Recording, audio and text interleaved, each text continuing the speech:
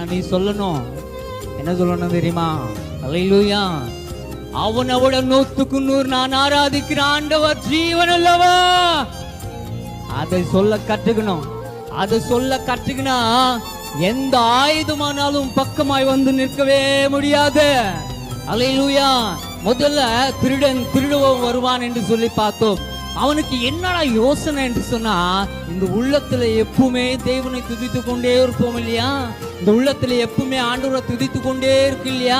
இங்க துதிக்க துதிக்க துதிக்க துதிக்க துதிக்க விடுதலை நமக்குள்ள வந்து கொண்டே இருக்கும்.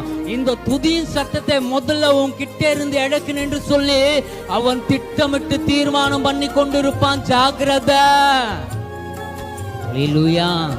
அவன் உன் கைகளிலிருந்து உன் கிட்ட இருக்கிற காசு, பணம், நகை, நட்டம், பிள்ளை, செல்வம் எதுவுமே அவன் தொட கூட முடியாது.